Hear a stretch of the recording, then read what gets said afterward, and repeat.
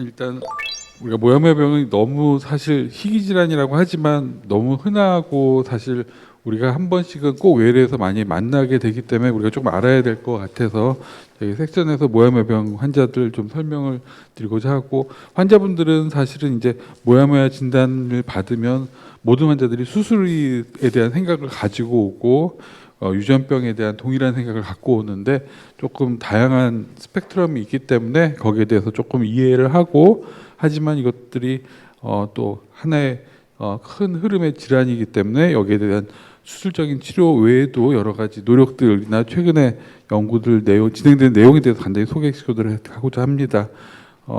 환자들이 반드시 필요하다고 생각하지만 우리가 생각할 때는 사실은 되게 여러 가지 고민들을 하게 됩니다. 환자들을 볼 때 단순하게 모야모야병, 그럼 수술, 뭐 동일한 양상 이런 것보다도 환자에 따른 차이를 찾고자 하게 되는데요.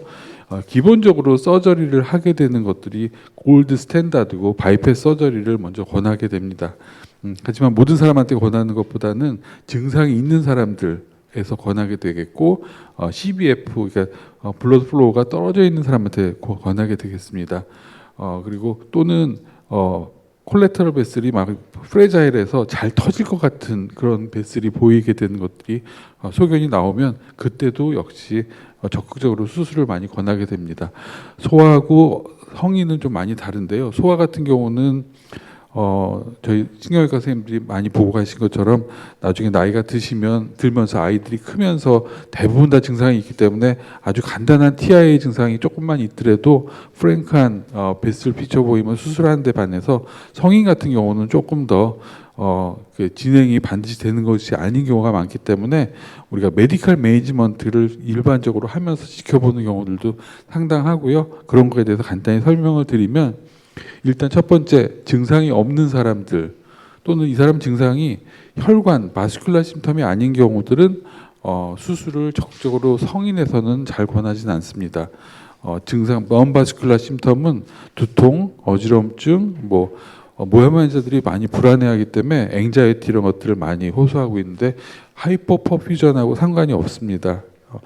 많은 환자들이 요즘 검진하고서는 모야모야 막 이런 얘기 듣고 또 검진해서 RNF213 유전자 검사하고 오시는 경우들이 점점 늘고 있어서 아마 여러분들 방을 노크하고 들어오는 분들도 있을 수가 있는데, 하나 아실 거는 성인에서 이런 에이심토마틱 모야모야 환자들은 아모레 연구라고 일본에서 한 연구에 따르면 1% 정도, 1년에 1%의 스트로크 리스크입니다.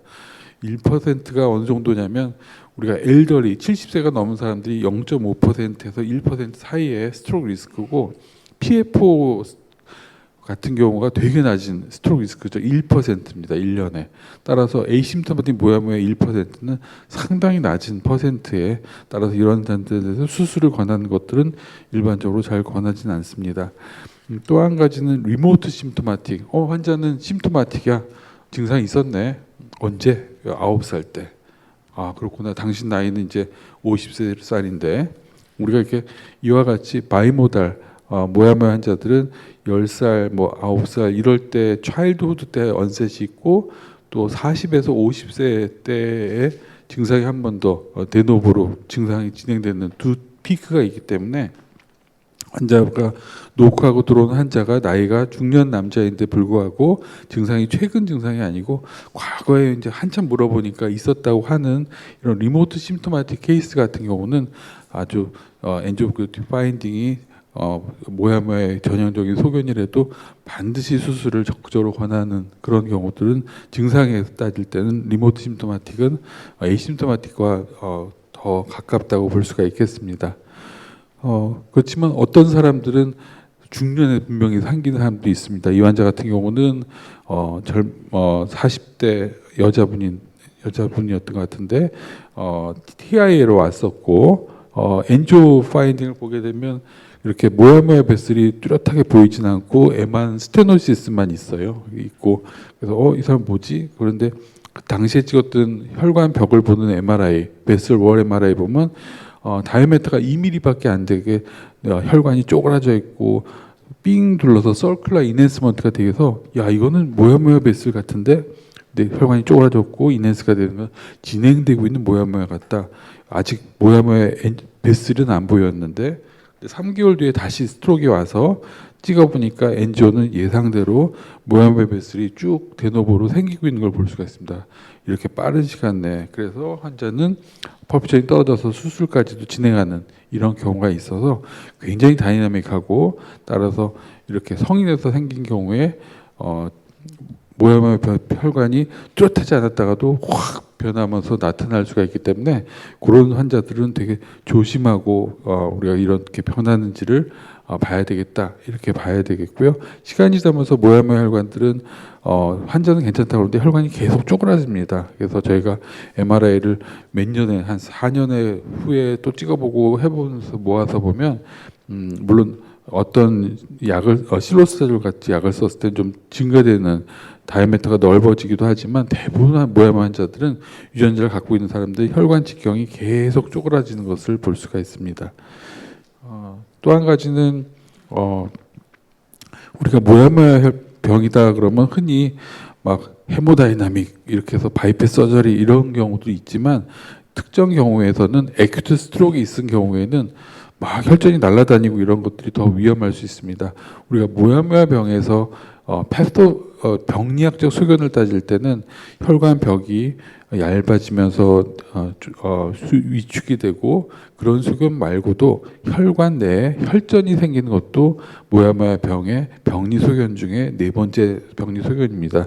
따라서 우리가 모야모야 환자들에서 TCD로 마이크로 엠볼리 시그널링 모니터링 해보면 그런 것들이 날아가는 것들이 한 3명 중에 1명 정도가 보이고, 안티플레이트리 에이전트를 쓰면서 이 환자는 지금 막힌 쪽이 증상이 아니고 이게 스테노시스 사이트인데요. 이 스테노시스 사이트에서 엠볼리즘이 날아가면서 엠볼릭 임팍이 생기게 되고, 이런 경우는 도리어 수술을 하려고 약을 끊었던 게 아니라 이 환자 같은 경우는 먼저 엔티플레이트를 적절하게 써서 마이크로 엠볼리즘을 컨트롤하고 이후에 수술을 고려하는 것들을 필요할 수가 있습니다.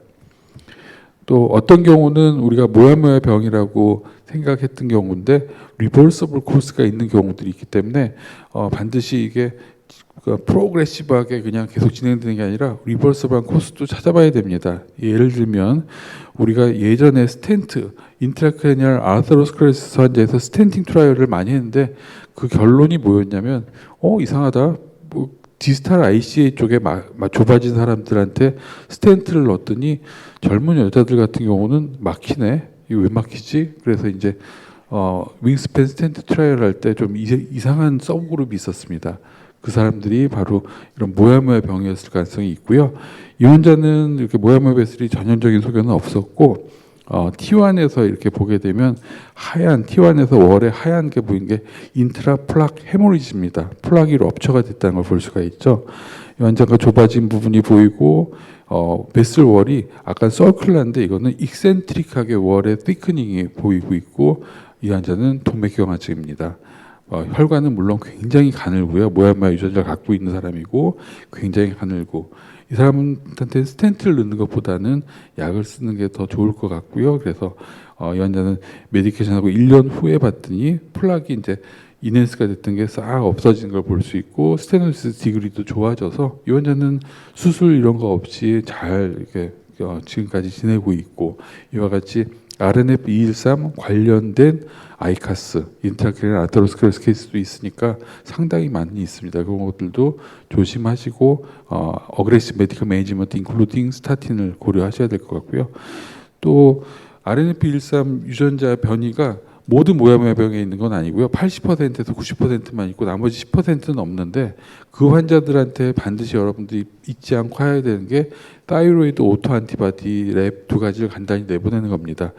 일반적으로는 정상인한테 그 항체가 없는데 모야모야 병이 있고 RNF 유전자가 있는 사람도 별로 없는데, 없는 사람, 유전자가 변이가 없는 사람들은 30% 이상에서 이 오토 안티바디를 갖고 있기 때문에 이런 환자들한테는 어떤 경우들은 뭐 그 스테로이드를 써서 오토 안티바디 타이트를 낮추려고 노력하는 그런 보고들도 있지만 아직은 정립이 잘 되지는 않았고 우리가 전반적으로 그런 타이로이드 펑션을 잘 조절하는 것들을 권고하고 이런 타이로이드 펑션이 모야모야 베슬 체인지랑도 연관이 되고 수술 때 컴플리케이션 레이트하고도 연관이 되기 때문에 유타이로이드 스테이트를 유지하려고 노력하는 것들이 같이 내분비내과랑 반드시 병행돼야 됩니다. 두 번째 섹션으로 이제 모야모야의 패토제네시스에 대한 얘기를 해야 되는데 모릅니다. 모르는 이유는 RNF213 유전자의 변이가 문제가 됐는데 이 유전자의 기능을 모릅니다. 따라서 우리가 그러면은 치료제를 개발할 수가 없기 때문에 어떻게 해야 되느냐? 그러면은 RNF213 유전자랑 관련된 게 모야모야 병만이 있는 게 아니기 때문에 다른 질환, 잘 알려진 질환들하고 같이 비교를 하면서 볼 수도 있겠고 테라고노스틱 어프로치라고 진단과 치료를 동시에 어프로치함으로써 새로운 치료법을 개발하는 것들이 될 수가 있을 겁니다. 이 환자는 어머니는 모야모야 병이고 아들은 폐, 관상동맥, 신장동맥 여러 혈관이 다 막힌 걸 볼 수 있습니다. 엄마는 이 아오타가 이만한데 아들은 나이가 20살 넘었는데 키가 180이 넘는데 엄마보다 아오타가 훨씬 가는 걸 볼 수 있습니다. RNF213 호모자이거트 캐리어고요.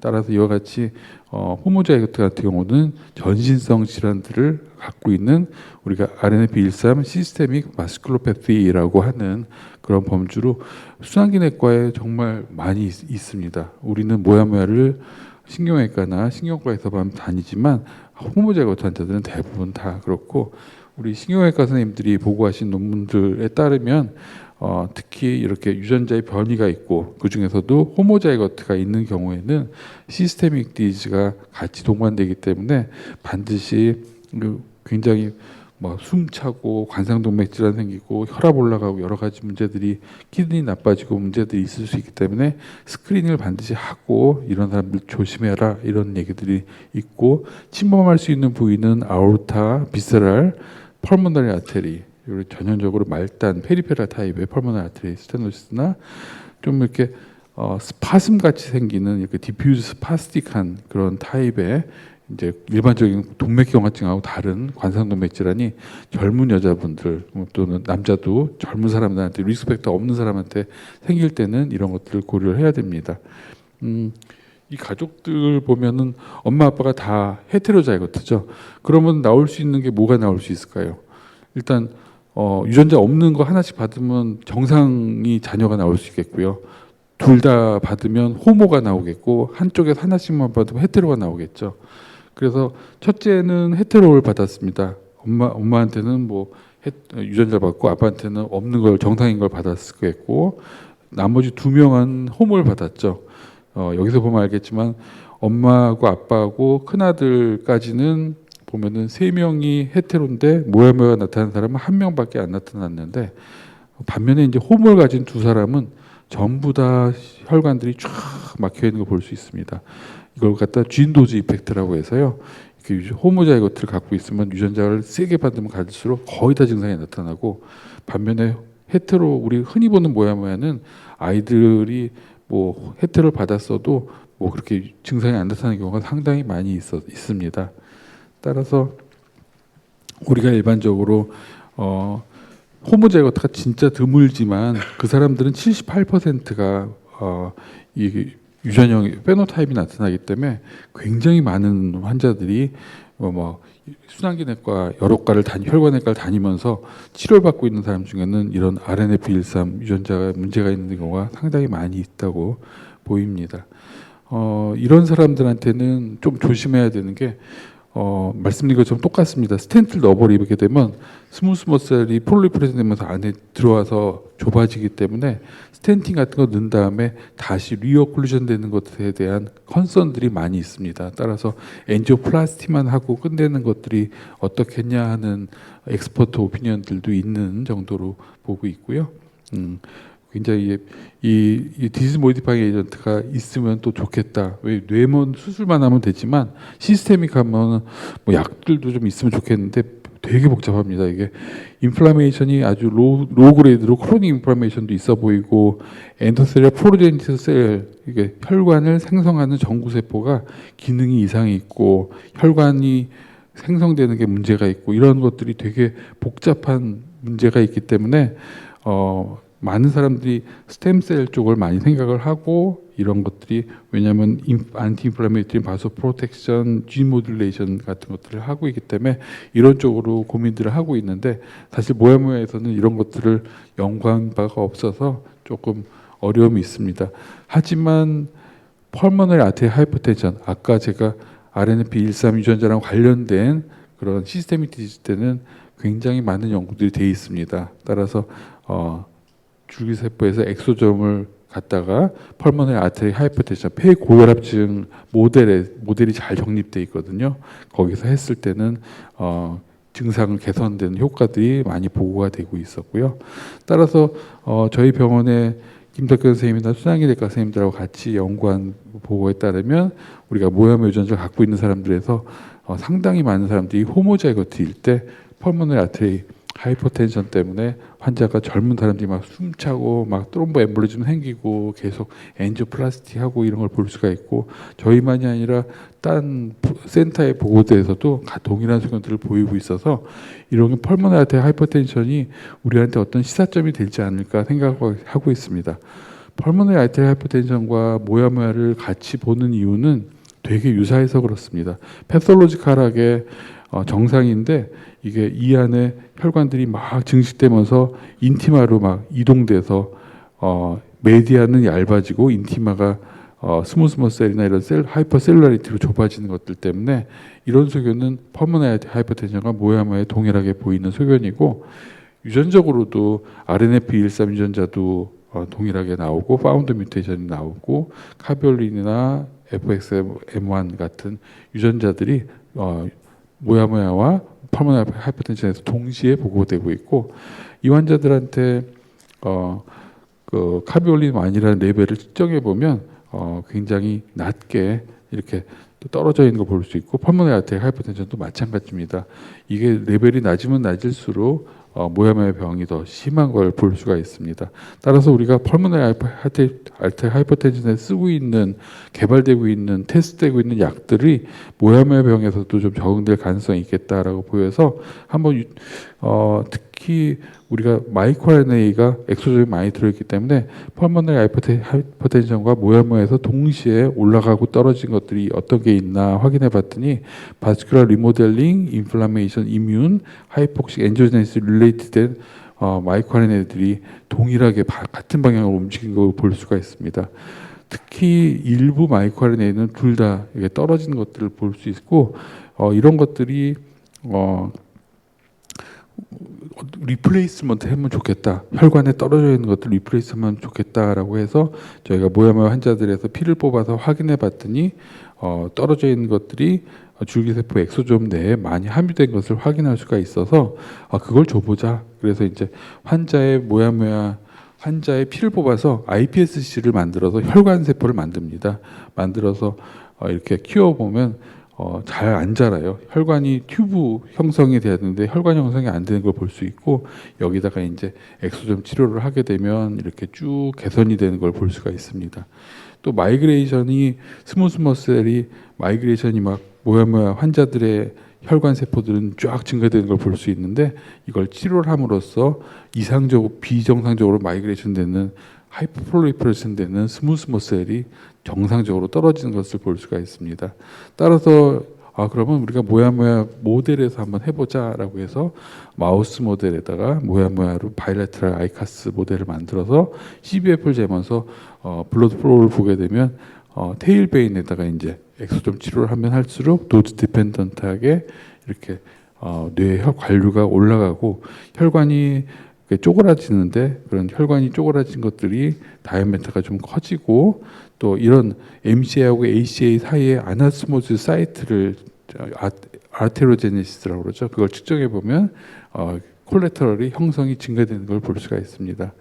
따라서 결론적으로는 이제 모야모야병에 대해서 먼저 내추럴 코스를 말씀드리면 우리가 환자를 볼 때 모야모야의 혈관이 보인다 안 보인다 유전자가 있다 없다를 떠나서 환자의 에큐트니스, 이 환자가 에큐트 심토마틱이냐 리모트냐, 이 환자가 크로닉 스테이블한 상태냐, 또 심텀이 넘바스큘라 심텀인지 이스케믹인지 헤모리인지 환자가 모야모야 환자가 스트로크가 생겼으면 헤모다이나믹한 메커니즘에 가까운지 지금은 당분간 안티플레이트들이 필요한 마이크로 엠볼리즘이 더 메인이 되는지, 또 바스큘라 시스템이 뇌에만 인버브됐는지, 또 우리 병원 신경외과 선생님들 연구하신 것처럼 시스테믹하게도 한번 뒤져서 그쪽도 같이 치료해야 할지, 또 리버서블하고 트리트블 코스, 타이로이드라든가 아테로스마토스 플라크 같은 게 있는지 이것들을 볼 필요가 있고, 이런 것들은 정말 유전자 검사 단순하게 그런 게 아니라 영상이라든가 또 모니터링을 꾸준히 해서 환자들이 다이나믹하기 때문에 어떻게 변하는지를 계속 보고 또 여러 과들이 같이 논의를 하면서 환자의 지침을 바꿔야 될 것 같습니다. 모야모야병은 또 프로그레시브하고 스펙트럴한 디지이기 때문에 디지즈 모디파잉 에이전트가 필요합니다. 그래서 우리는 이런 것들을 개발하기 위해서 앞으로도 계속 희귀 질환이기 때문에 더 노력이 필요할 거고, 이런 줄기세포 엑소점 같은 치료 같은 것들이 비임상 실험을 하고 있는데 나중에 임상 시험을 이제 빠른 시간 내에 될 수 있도록 범부처 과제로 지금 진행을 하고 있습니다. 계속 기초랑 임상가들 간에 벤치 투 베드 콜릴레이션이 많이 필요할 걸로 보입니다. 감사합니다.